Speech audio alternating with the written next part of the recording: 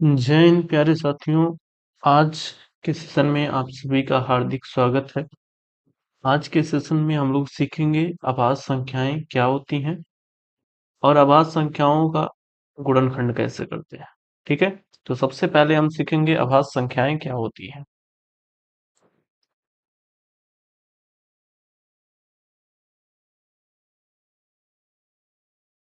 देखिए,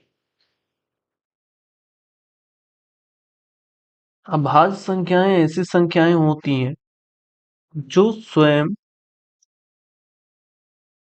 और एक से विभाजित हो जाती है। स्वयं और एक से विभाजित हो जाती है, इसके अलावा किसी से भी विभाजित नहीं होती। अर्थात यदि कोई संख्या स्वयं से कट जाए और एक से कट जाए तो वो संख्या अभाज्य संख्या होती है। जैसे एग्जांपल के लिए हम समझते हैं दो। दो को डिवाइड करने वाली जो संख्या है वो या तो एक कर सकती है और या तो दो कर सकती है। इसके अलावा कोई भी संख्या ऐसी नहीं है जो दो को डिवाइड कर दे या दो को विभाजित कर दे। और भी एग्जांपल देते हैं, जैसे हमारे पास एक संख्या है 13। ये संख्या एक से कटेगी और 13 से कटेगी और इसके अलावा किसी भी संख्या से नहीं कटेगी। तो 13 क्या है? एक अभाज्य संख्या है। तो ये बात आपको समझ में आई कि अभाज्य संख्याएं क्या होती हैं। तो ऐसी संख्याएं जो स्वयं और एक से विभाजित होती हैं और किसी से भी विभाजित नहीं होती हैं, उन्हें हम अभाज्य संख्या कहते हैं। ठीक है, या दूसरे शब्दों में हम ये भी कह सकते हैं कि यदि किसी संख्या के केवल और केवल दो फैक्टर होते हैं, दो गुणनखंड होते हैं, तो वो अभाज्य संख्या होती है। जैसे हम यहाँ पे बात करते हैं सात। सात के अगर गुणनखंड की बात करें तो एक होगा और सात होगा। अर्थात सात जो है एक से कटेगा और सात से कटेगा, इसके अलावा किसी भी संख्या से नहीं कटेगा। तो सात क्या है? एक अभाज्य संख्या है। ठीक है, ऐसे हम चेक करते हैं, मान लेते हैं 19। 19 जो है वो एक से डिवाइड होगा और 19 से डिवाइड होगा, इसके अलावा किसी से डिवाइड नहीं होगा। तो 19 क्या है? एक अभाज्य संख्या है।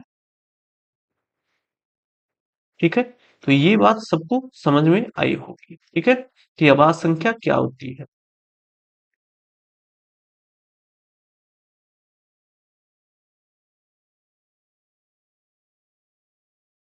देखिए, यहाँ पे अब हम सीखेंगे कि अभाज्य गुणनखंड कैसे करें। अभाज्य संख्याओं का जो गुणनखंड होता है वो कैसे किया जाता है। जैसे हमारे पास कोई एक संख्या है 40 और इसका हमें गुणनखंड करना है।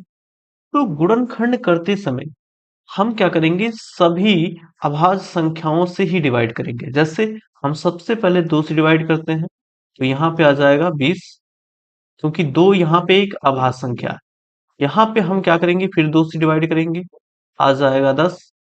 फिर 2 से डिवाइड करेंगे, आ जाएगा 5 और फिर 5 से डिवाइड करेंगे तो इससे हम लिखेंगे 40 बराबर 2 गुणे 2 गुणे 2 गुणे 5।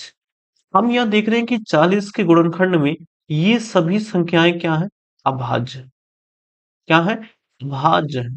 तो इसी को हम भाज्य गुणनखंड कहते हैं। ठीक है, यानी ये जो 2 गुणे 2 गुणे 2 गुणे 5 है, ये भाज्य गुणनखंड है, क्योंकि यहाँ पे सभी संख्याएं क्या है? अभाज्य। ऐसे हम दूसरी संख्या ले लेते हैं 120। तो यहाँ पे इसको डिवाइड करते हैं 2 से, तो ये हो जाएगा 60।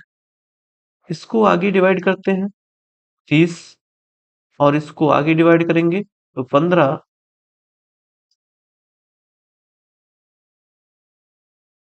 तो इससे पुनः हम डिवाइड कर देते हैं 3 से, 5 और फिर 5 से। तो हम ये देख रहे हैं कि यहाँ पे जितनी भी संख्याओं से डिवाइड किया गया है वो सभी संख्याएं क्या हैं? अभाज्य संख्याएं हैं। तो अब इसका अभाज्य गुणनखंड होगा 2 गुणे 2 गुणे 2 गुणे 3 गुणे 5। यही इसका अभाज्य गुणनखंड है। और इस गुणनखंड में चूंकि सभी संख्याएं अभाज्य संख्याएं हैं तो इसीलिए इसको हम अभाज्य गुणनखंड कहते हैं। अभाज्य गुणनखंड कहते हैं। ठीक, तो ये हमारा जो था सेशन वो अभाज्य संख्याओं के ऊपर था।